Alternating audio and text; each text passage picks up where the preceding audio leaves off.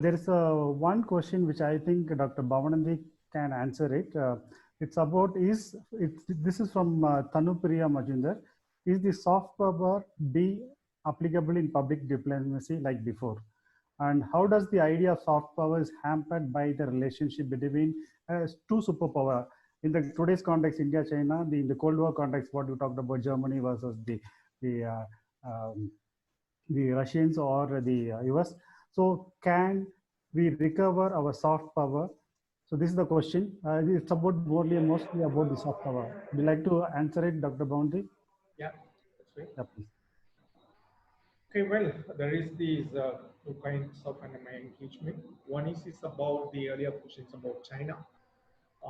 What I feel is about my simple saying is again with this experience of research experience with Europe. I used to say this: the First World War was a deliberate war. That means it's a natural war, whereas the Second World War is about a deliberate war.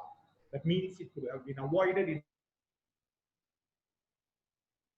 Contradictions and then between the nations as it in the historical process may happen, but the deliberate kind of a way, hopping again and again about Germany, Germany, and Germany, and then literally pushed it, and the Second World War happened. So what I see today nowadays, seeing again and again about the China, China, China, then we are making it all the way, and then we are doing it. This is completely, it's a different kind of an engagement. That's what my point is that.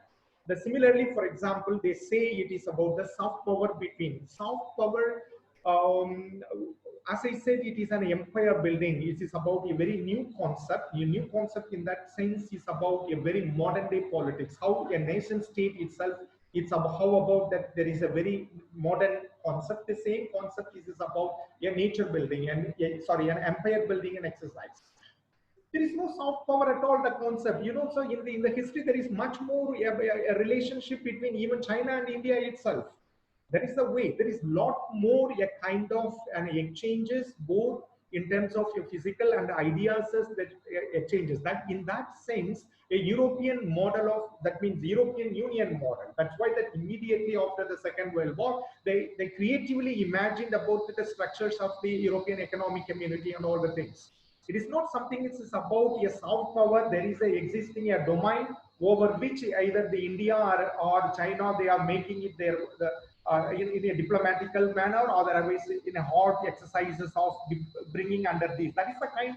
So basically the idea is that the soft power is that means nowadays what that meaning is that of there is something a Lebensraum, that is an area, there is a space, either it could be a literal space or there could be a cultural space where you have literally a dominant, a hegemonic role to play that. That sort of an idea itself, it is a problematic. That's what I keep on saying is that. So the international relations, now he has its own a kind of, so you see in the another lot more social sciences, they have their own critical reflections of their subjective studies. How we are studying our own subject. You can see it in anthropology, sociology. There is a critical perspective. But I'm sorry to say, particularly in the international relations concept, there is no such a kind of a critical reflections at all, no innovative ideas at all, or even revisiting the earlier ideas and criticizing democracy. The democracy that we talk about within the way. So the problem of a democracy, you see, there is a problem of a democracy. It is not only within the China itself.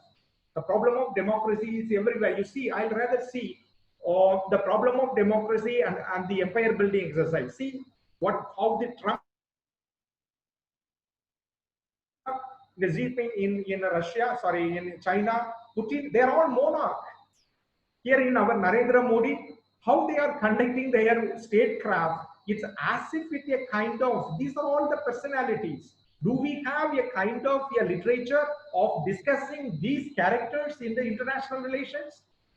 Simply we are bringing a democracy, a democratic problem only within the China. What is the democratic problem in India? What is the democratic problem in Russia? The ASIF, the Xi Jinping extended his own the constitutional maneuvers of getting a presidency extended. The Putin is doing that. Xi Jinping is doing that. The way that the Trump is doing that in their way, they are making it an ultra-nationalist kind of a way. It is not the question of a democracy at all. It is the question of the emergences of the ultranationalism.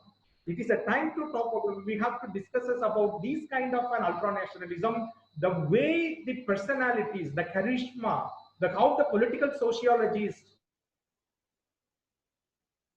have been doing it, that how we are doing in international relations about these kind of characters. That means characters means the personalities, the charismas, like Trump, like Modi, and all the things. So these are all the critical reflections that we require in international relations. International relations is more conservative